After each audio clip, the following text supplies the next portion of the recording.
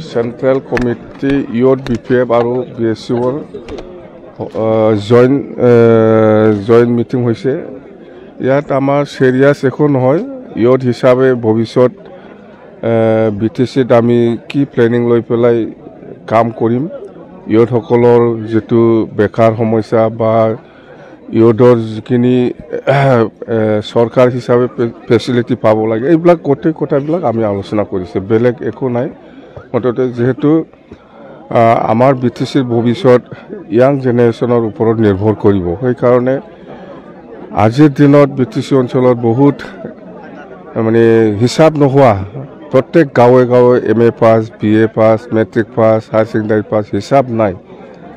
তো এইবিলাক ইয়াং জেনেৰেশ্যনক আমি কেনেকৈ ব্যস্ত কৰিব পাৰে, ইহঁতৰ যেটো বেকাৰ সমস্যা, এইবিলাক আমি কেনেকৈ কি ফেসিলিটি দিলে ইহঁতক সমস্যাটো সমাধান কৰিব পাৰে, তাৰ কাৰণে 2025ত যেতিয়া চৰকাৰ আহিব এই সময়ত আমি কি প্ৰজেক্ট ল'ম বা কেনেকৈ কৰিম সেইটো লৈ আলোচনা কৰিছে।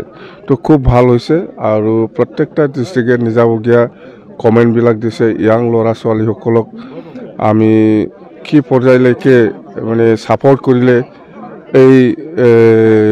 এই সমস্যাবিলাক সমাধান কৰিব পাৰিব, প্ৰত্যেক ডিস্ট্ৰিক্টে বেলেগ বেলেগ আইডিয়া দিছে। খুব ভাল লাগিছে। মই মততে সৰকাৰ আহক, সৰকাৰ আহিলে আমি মততে ইয়াং যেটো ল'ৰা ছোৱালী বেকাৰ সমস্যা সেইটো সমাধানৰ ক্ষেত্ৰত আমি খুব ভাল প্ৰায়োৰিটি দি পেলাই আমি কাম কৰি যাম।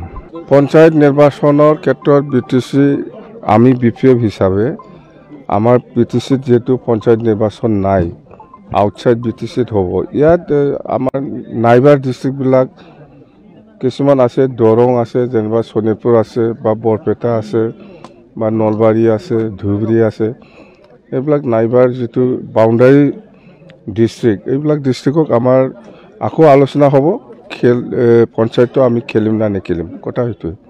নাই, BPF চৰকাৰৰ দিনত কি ফেষ্টিভেল আছিল এইবিলাক আমি কৰিম।